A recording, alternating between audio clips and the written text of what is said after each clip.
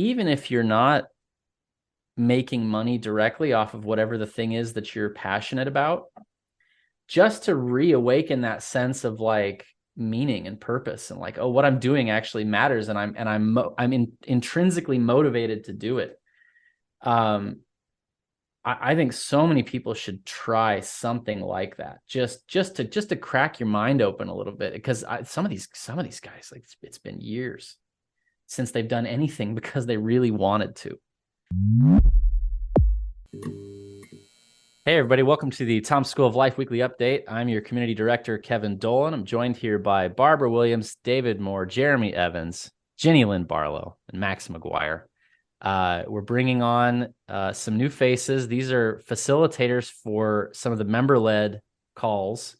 GiniLin runs the women's call, and Max runs the content creation call.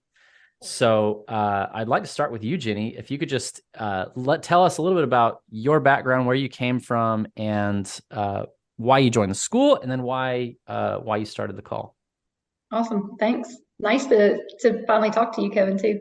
I've had the privilege of talking to Barbara and David a lot, but it's good to be on the call and be with you and Jeremy as well.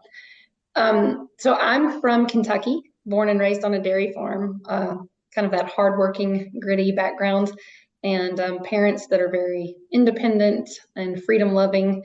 Control your own destiny was sort of my upbringing. And I went into healthcare, became a nurse, went up through the ranks into nursing management, administration, and then moved over into medical device. So I'm still in healthcare, in corporate healthcare, and have been for the last in corporate healthcare and medical device for about 10 years, not quite 10 years now. And so my brother has been a fan of Tom Wood's podcast for a long time, and I've kind of known of him through that. And when the School of Life started, he was like, "Hey, let's do this." And we were going to do it together. But then he and his wife had a baby, and life got crazy, and so his membership kind of became my membership, and I just dove right in right from the start and enrolled in an accountability call, and here we are. So, and there's been a lot of things about the School of Life that I love, but the accountability calls have been super transformative. So, yeah, what were your goals jumping into the accountability calls? Like, what were you trying to accomplish with the group? So at first, honestly, I was just exploring, like, what's this all about? But at the same time, just, getting more and more frustrated in corporate healthcare as the years have gone by, and then COVID took what was probably, a frustration level of 3 or 4 and flung it to like the 9, 10, 15 level on a scale of 0 to 10.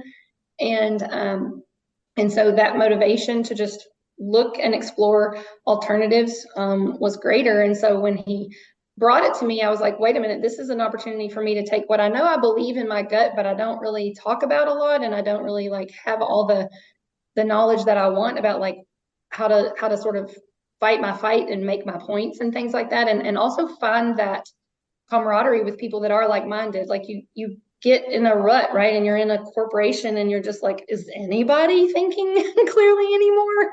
So that was initially the experience and the goal, just to find that like-minded group of people and belong to that, and then just see where it went.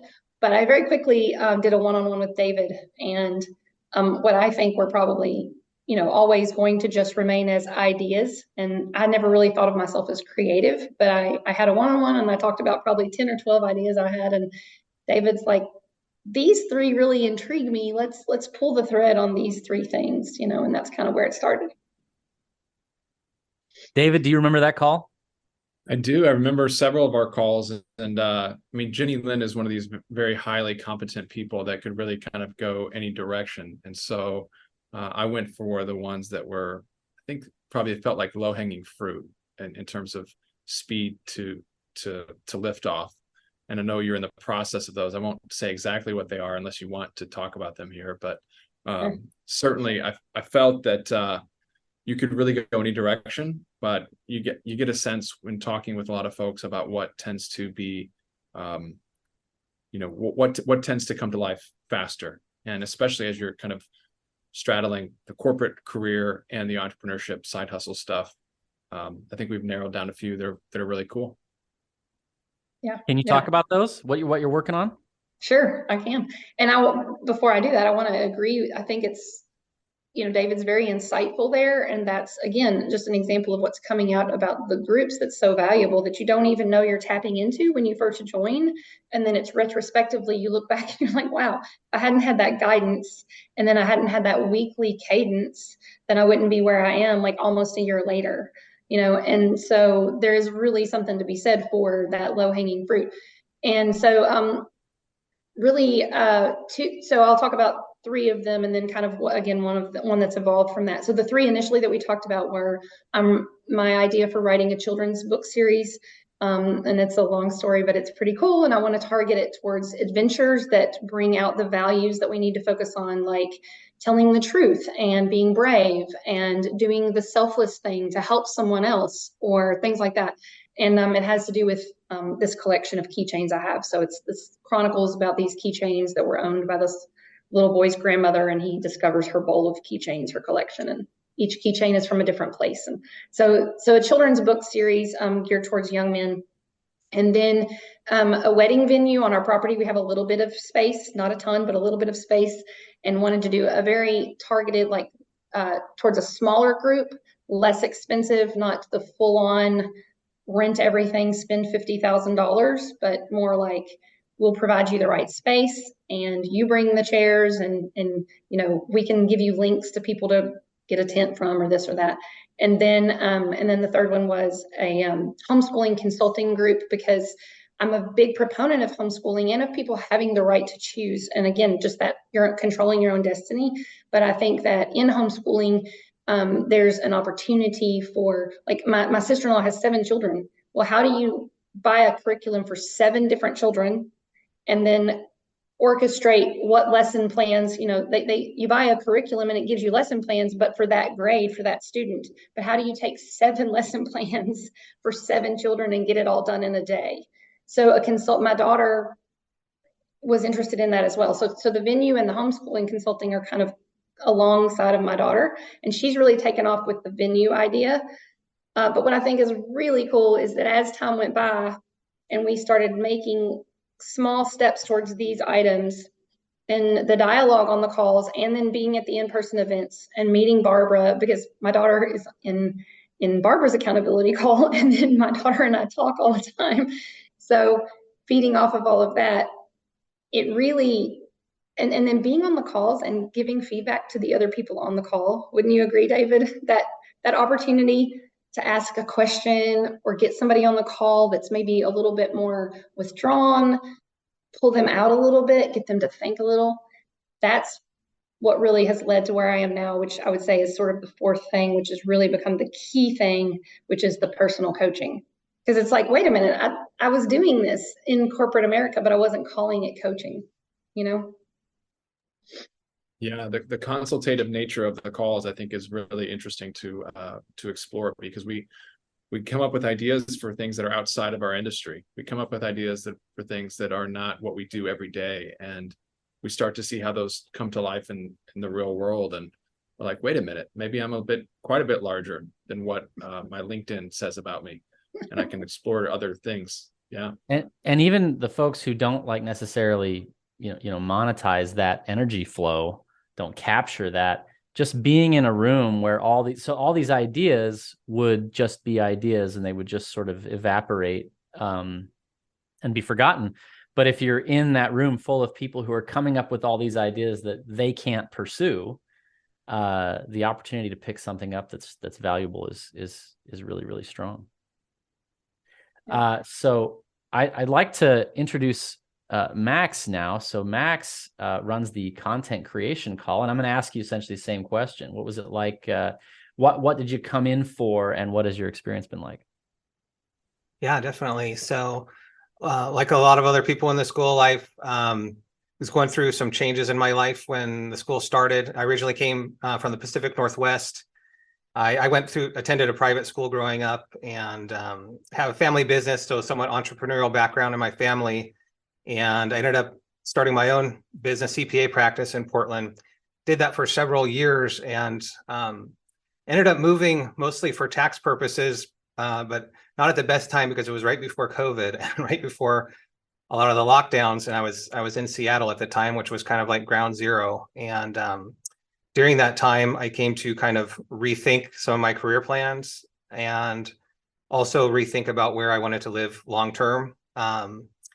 And which led my family eventually to move to Texas, which was a major life change. And so I feel like the school life came around like a really good time for me as I was going through all these changes and trying to navigate what I'm going to do next. I had some exposure to coaching and accountability when I started my CPA practice. I had hired a business coach back then, and he helped me for 6 months, like really taught me so much about being more productive and organized, something I've always struggled with. And so I knew the power of the accountability and the coaching. So when I heard about that there was going to be accountability groups, I was like, okay, boom, I'm on that for sure. I signed up right away and got put into David's group. And yeah, like you guys are talking about, just coming every week and talking to people who have similar goals. Sometimes at the time you may not think you got anything out of it, but then it sneaks up on you. Like a few weeks later, you're like, oh yeah, well, I made that connection in my mind because someone mentioned this. And related to the content creation, also during COVID, I know a lot of people started to explore alternative sources of income and like making money online, for instance. And that's something I had always been interested in, like starting a blog. I had several failed starts with blogs and things like that. And during soon after COVID, I decided to start a YouTube channel on investing, which is one of my passions and kind of something that precipitated a career change, is because I'm very interested in investing in Austrian economics. And so coming to the entrepreneurship call, talking about my YouTube channel every week and getting accountability to keep pushing forward with that. I think might have been David. I don't think I've ever thanked you for suggesting me to have a chance to lead the content call, but it's been really great because it's like another layer of accountability. And since I've been spending all this time learning about content creation, the best way to even learn something better is to try to help other people. And so, yeah, it's been great. We've had a good core group of people that show up every week for that. And they're starting different things like podcasts, or we have someone who joined 2 weeks ago just wants to start a new YouTube channel and he just posted his first video. And we've got other people who want to sell vintage clothing online. So it becomes almost like not just about content creation, but also about like online business, which is great. Awesome. So what kinds of, so you're working on this blog. How has the content channel refined what you're doing? Is it primarily like you're getting feedback? Is it just encouragement? Like what's the primary thing you get out of it? Yeah, well, it's helped clarify the direction, like talking to other people and seeing what they're doing to, like, because a lot of people, they're not just doing content just to do content, they want to turn it into a business. And that's what I want to do too with my YouTube channel.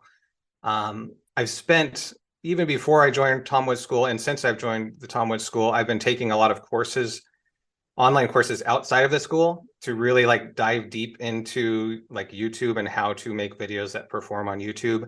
And so that's where I've kind of got most of my, I would say, skills that I think will help me grow an audience. But the accountability group's great because let's just say I learned something from this online course about making thumbnails, or I learned something about editing. Well, did I really learn it if I haven't applied it yet? And then if I can share that with someone in the group who's wanting to do that same thing, that crystallizes in my mind, okay, yeah, that's what I need to do going forward. And in my experience, just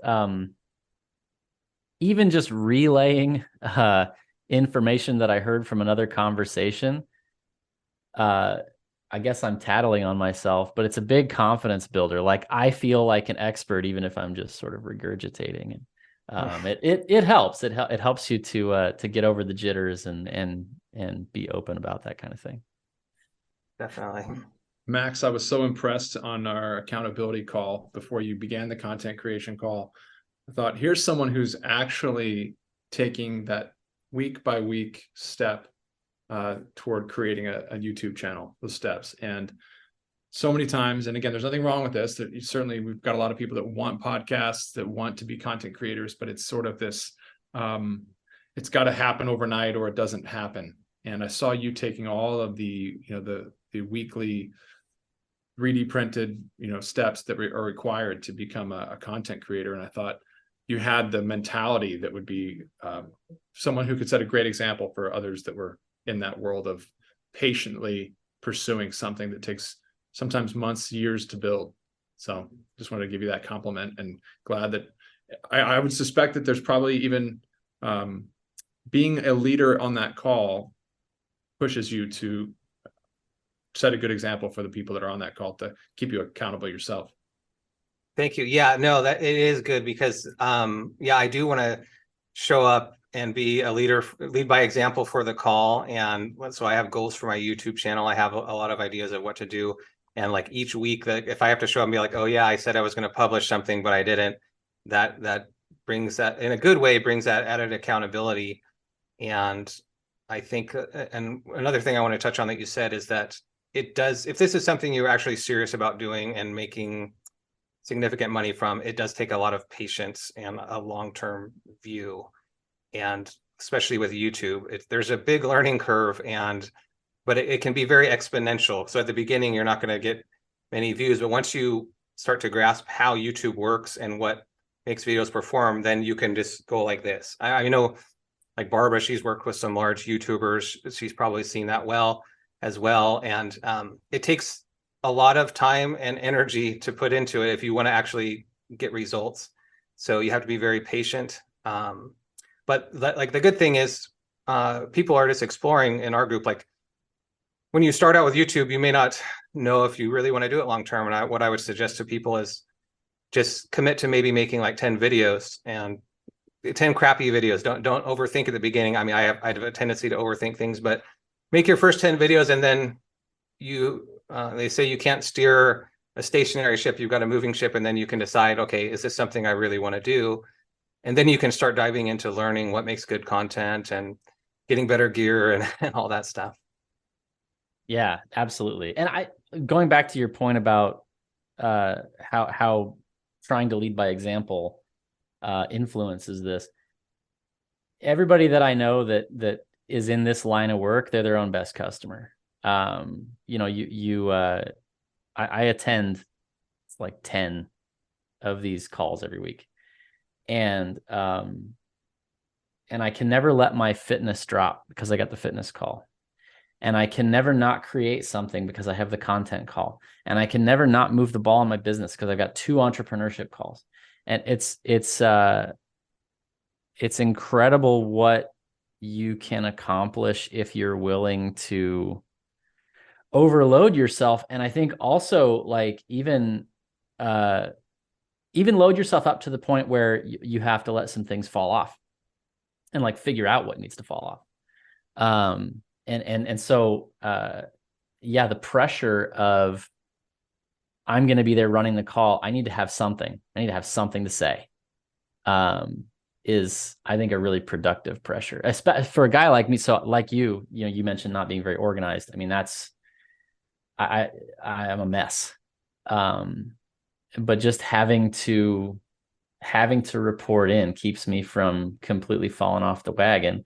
And that's that little iterative, slow, like the guys, I've been doing this for about 1.5 years now. And the guys that I see succeed whether it's fitness, whether it's entrepreneurship, whether it's writing, it's the guys who said, I moved the ball like 5 yards this week.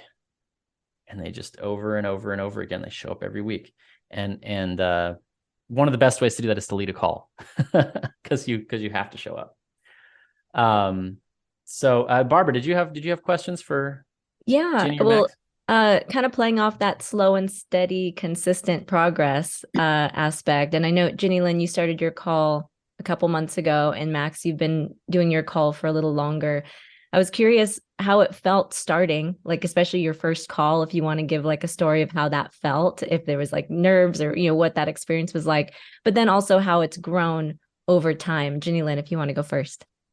Sure. So I was in 4-H as a kid, and so public speaking was like a thing I did from the start. And so I've always been energized with people and like that, but I still was a bucket of nerves before our first call. So, but really exhilarated and excited too, you know, and you helped and David helped kind of get the word out, you know, and so I felt like we would have, you know, but it was just like how many people will show up, and we had a good crowd. I felt like I think it was like 11 or 12 total on that first That is call. a good crowd. Thanks. And just the energy that they brought to the call too. You know, and we joked about the energy when it's all a bunch of guys, you know, and one girl on the call, on some of the accountability calls, but with all the women, and so it was inspiring. And it was like, okay, after the success of the first call, it was like, I got to do this. We've got to do this, and we got to keep doing this. And so that was very motivating. And then I think you know, I don't know if I'm answering all your question, but something you said, Kevin, about the slow and steady, but also that pressure and that motivation. You know, we had our third call this past Saturday morning.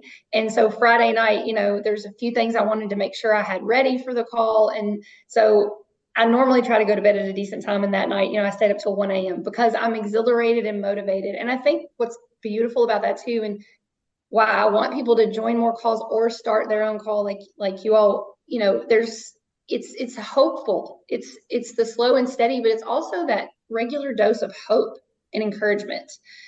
Because I do look back again and I think about where I was like 2 years ago, and even a year and a half ago, when you're in a job that's just like draining you emotionally and mentally, and even in some cases physically every day. And that's taxing. And yes, I have a great family. You know, I have a great faith and a group of people in my church, but I needed something else. There was something missing because my professional life felt very unsatisfying and empty. And so this women's call, it's like now there's this other thing I'm doing, and there's this excitement about it and this passion about it and this energy. And I know that not only am I going to hopefully bring something to those ladies, but me being around them, they're bringing something to me too. And there's purpose in that for me, because if all it is, you know, I hope it will turn into much, much more. But if all it is to have that consistency of bringing those other women that are experiencing that same thing in life, and it's just bringing that a little bit of that hope on a regular basis, that there's just tremendous value in that, because we're living in difficult times, period. No questions asked. When, you know, well, I want to ask you this, with the women's call. So with the content call or the entrepreneurship call or the fitness call, there's a very straightforward format, which is, how did we all do? Let's report in and let's talk about what we're working on and challenges we're having. What's the format of the women's call? Like, do you have a structure, or is it just kind of like, hey, let's just talk? It's a great question. And thank you for asking, because I'm excited to answer it. So that first day was definitely just sort of a round table. We wanted to just get to know each other. And I was super thankful for ladies on the call that were willing to just really be open and share. There was instantly a safety. And so when you have safety, then people can be vulnerable and real. And so there was a realness to the call. And so I instantly, and Barbara and I talked about this, I instantly felt that vibe and sensed that. So I was like, well, we want to preserve that. So the structure now is that the first part of the call is going to always be that opportunity to just share about what's going on. And it may or may not be related to something a project that you are doing within the School of Life or outside the School of Life, but it can also just be about life, period. You know, the second call, one of our ladies just immediately opened up about a really tough week she had. And so there were a lot of people on the call that were able to just really encourage her and make a few suggestions, but also just more than anything, show compassion for what she had been through that week. And but then the other part of the call, and I'm excited for, you know, it's 90 minutes. If you work hard at it, you can get a lot done in 90 minutes.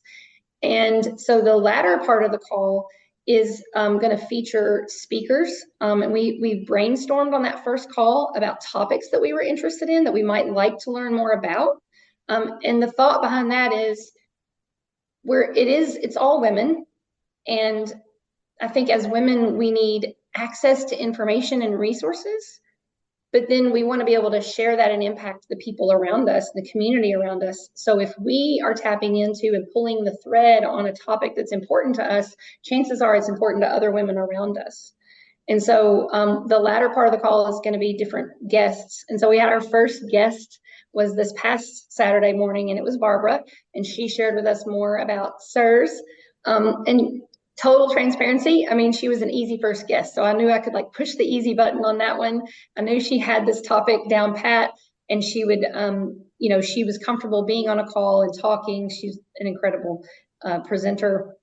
And so that was really great. But we're going to have folks coming on talking about travel, about food, about educating your children, about birthing, believe it or not, but things that are important to us as women, you know. And I also just want to say this. I think that another plug for the call, the women's call, is if you turn on any mainstream media, they paint it out as though every woman that's walking the face of the earth is on a particular bandwagon that's all about girl power.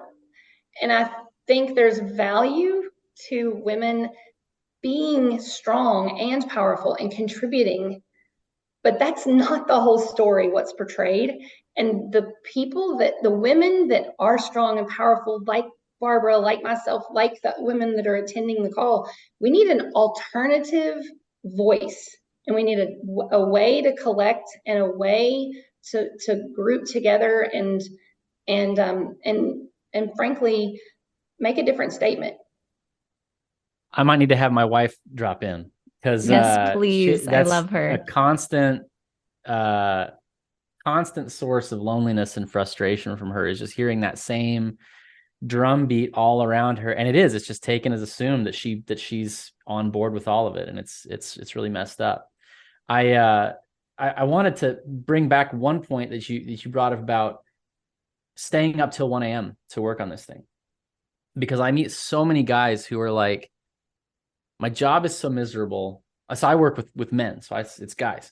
My job is so miserable that I cannot imagine the kind of commitment, the kind of energy, the kind of passion that is required to make a business work. And I think what you've raised here is like, even if you're not making money directly off of whatever the thing is that you're passionate about, just to reawaken that sense of like meaning and purpose, and like, oh, what I'm doing actually matters, and I'm intrinsically motivated to do it. I think so many people should try something like that, just to crack your mind open a little bit, because some of these guys, like, it's been years since they've done anything because they really wanted to. And which, you know, if that's the world you live in, where you sort of dedicated to your own kind of mission in life, it's easy to forget how miserable that is, and destructive. And so I just totally salute you for that. As far as, and like, the money, I think the money follows the passion, and you can get to the passion first. Yeah, that's a beautiful lesson. We've talked on calls about the power of wanting, and like you mentioned, Kevin, sometimes people haven't wanted or allowed themselves to want in quite a long time. And so one of the recommendations that we've made is the video that we've shared around from Dan Sullivan, talks about keeping a wanting journal, things that you want to do, and using these calls as a way of, a call can be a precursor to a company. Right? Maybe you're not sure what it is you want to do just yet, but you can start a call that's around the topic, and then you can be the founder of that call, and you can have topics, things emerge in that call that are related to what you want to do, and it's your own vessel for exploration as a founder of a call. So I just encourage people that if you haven't yet maybe determined what is the project or the company that I want to start, what's the call that surrounds that area, and that becomes your pirate ship, and you get to lead that call, and that call eventually may lead to an entrepreneurial endeavor, but it is the precursor to it. Yeah, we have guys in Exit who we've got like a relocation call that we're starting, guys who want to move closer together. We've got a guy starting a shrimp farm. We've got a guy starting a literary competition. We've got guys starting a tech boot camp. And so it can be like broadly topical, but also if you like have a vision and you want to build something in particular, you can also do that. And just, hey, you throw up a flag. Would anybody be interested in starting a literary competition to get interest in these cultural products that we're all trying to create? And, in this case, it's like, how much money could we put up for prize money to incentivize, people who they want to create, but they like kind of need a reason. They need a deadline. They need an incentive. And that's just one example. But yeah, it can be like Women of Tom Woods, which is this, you could take that anywhere. Or it can be like, hey, I have this specific thing I want to accomplish. So yeah. I want to speak a little bit to apathy and motivation. I was talking with my staff about this. A lot of them are young and haven't had corporate jobs. I've got one guy who has, and we're talking about a stewardship over a feature, right? Trying to get the lowest possible level where you own something in the project that you're working on, keeping in mind the consumers, the client, which is another business, as well as the other members on your staff, et cetera. And it's so easy and it's so common to be faced with the challenge of, I think I know better, but I'm going to zip up and shut up, right? And that process iterated 5 times a day, 100 times a day for 20 or 30 years is what we often encounter in the groups. Like public schooling, work has beat out creativity and responsibility from a lot of people because of the way structures are set up. And that's almost an element that underlies and preempts motivation or apathy, however we want to look at that spectrum. It's the change that you can make in yourself by taking direct action in the world. I think that being on a call and opening up about your dreams and ambitions, being emotionally vulnerable. Maybe it's been a decade since you've last been emotionally vulnerable and you felt open in that way. And in terms of content creation, I didn't say this earlier because it was said 100 times, but it deserves to be said about that many times. It's literally the greatest test of grit and persistence in the world. It takes a lot of iterations for you to be successful in terms of becoming an influencer and being able to direct an audience of people by generating good content. So it is so hard to get people to read, even if it's excellent, even if it's so good. And so, the quality rises. The slow burn on that is no indication that your content's not good. It's just this grind. 100%. I want to suggest that even just attending a call, much less leading a call is perhaps even a stronger commitment. These things change you immutably and persistently. So kudos to you guys and kudos for doing the good work. And a lot of people, by the way, I think want something very specific. It's kind of the basis of Tom's School of Life, right? We start with the specific, which is Tom Woods. I think Tom Woods is cool. Okay. Let's gather all those people together. That's still a big category because Tom's too cool. He's too popular, right? Narrowing down, I think it finds comrades more easily. Yeah, absolutely. We've in fact, we're starting to look at like one of the things that we found, especially with this relocation issue, is like there are people who have grown kids who need very different things than people who have little kids who have very different needs than people who are single. And yeah, you can chop it as fine as you, so it's over 1,400 people. You can chop it pretty fine and still have lots of people in whatever sub niche you're looking for. And I think one of the things that we're gonna do going forward is to make it easier to sort of tag yourself and find your people who have those things in common with you. But on the member side, for the moment, you can put it out there in the random channel or the entrepreneurship channel or whatever channel you want, that, hey, this is what I'm looking for. And if you want to like tag the facilitators have the Rolodex. They know who there is. And that's a great sort of analog way of searching the network for exactly the people that you want. And maybe you do that as like market research for your call. Like, are there enough people to sustain XYZ? I know we want to wrap up pretty soon, but I would really love to hear Max answer my question as well about getting started with the call and how the growth has looked over time. Yeah, sure.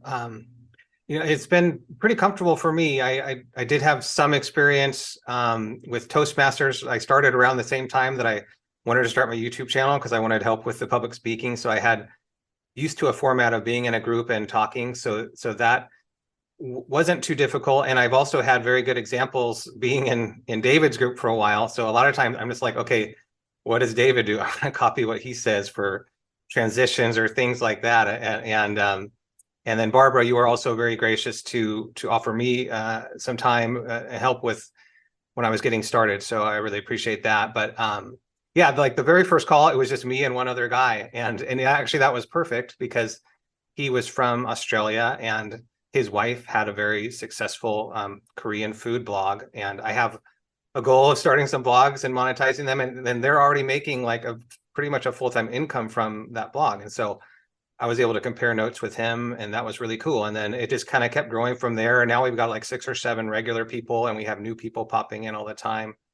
And yeah, it's been great. A couple of things that you guys were talking about, the sense of community. Like if I try to talk to, let's just say, a family member or a friend or acquaintance about like YouTube or something, I just get like eye rolls, right? Because they might not understand like what I'm going for. But so having that group of people who are all trying to do the same thing and who kind of get it, like that you can actually make money online doing these things or make a career out of it, that's really helpful to have that type of support. And then also like, tips and tricks, like, someone had a tweet that like went viral or someone did this, like, oh, how did you do that? Or what tool are you using to manage your social media? So those type of things come up all the time. And there's so much friction and so much programming against being creative, making money, and having weird ideological commitments out in the world. And so the odds that you're going to find somebody that hits all 3 out in the wild are quite low, but they're all here. Bunch of weird ideological commitments that are just the same as yours. Isn't that nice? And and it's people who want to create and who want to build. And that's really powerful. Yeah, I think that link between, you're also talking about finding fulfillment in your career. I think there's a huge link between that and content creation. Like for me, I was already self-employed for 10 years, like my own boss, like thought I had made the dream. Like I could have just like kept coasting, but I wasn't fulfilled because I was just filling out checklists all day and I wanted to do something more. That's kind of what prompted my career change that started even before COVID. But content creation has been a way to like kind of explore like what is it that I am really passionate about. And it seems like a lot of people that are unfulfilled or suffer from social anxiety or something like that, they're led to content creation. And I just noticed that as they do that, it really kind of can light them up. Yeah. And not to be too topical, but as the machines get better and better at doing things, I think it behooves all of us to find the things that we're good at that make us not machines, that are not automatable, that are not turning the crank. Because even if that's safe, it may not be safe forever. Not to derail too much, but this is fantastic conversation. Really appreciate you guys being here, and to the facilitators for bringing them on. It's so fun to see what you guys are building, and thanks again. Do you guys have any website or where can we send people? Yeah, even how to join the group call, it could also be a way, or that if you want to talk about that. GiniLin, you first. Yeah, so I'm pretty active in Rocket Chat in our talk.tom School of Life, but also hashtag the women of TWSOL. That is our channel. We are the women of Tom's Wood School of Life. And then also, if it's okay, I'm happy to give my email. I can be reached at GiniLinBarlow@gmail.com. So it's my name there on the screen at gmail.com.